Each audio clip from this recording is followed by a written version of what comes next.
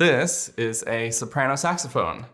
It is smaller than the alto saxophone. The overall tube length is shorter, and it is all straight instead of the saxophone. The alto and tenor are usually curved, and the baritone has more curves. It is all the same fingerings as the other saxophones. It actually sounds exactly 1 octave higher than the tenor saxophone. The tenor saxophone is in B flat. The soprano saxophone is also in B flat, but just 1 octave higher. The lowest note is the same as the other saxophones, is low B flat. The highest is F sharp. Sometimes you'll find a high G palm key on certain models. Mine does have one. It's a Series 3 Selmer Paris soprano saxophone.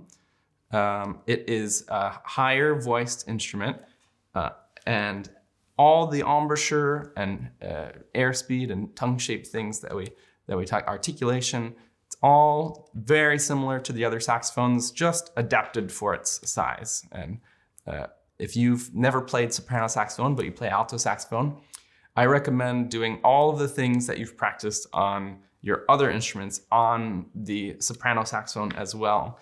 If you've ever practiced playing on just the mouthpiece, doing long tones, scales, tonguing, tuning, if you've done overtones, you have to do all of those things to adjust yourself to the size of the instrument and how your body interacts with it. You'll usually find the soprano saxophone most commonly in a pop context. There have been a few famous jazz saxophonists that have notably used the saxophone: Sidney Bechet, Steve Lacy, John Coltrane, plenty of others. And of course, classical saxophone.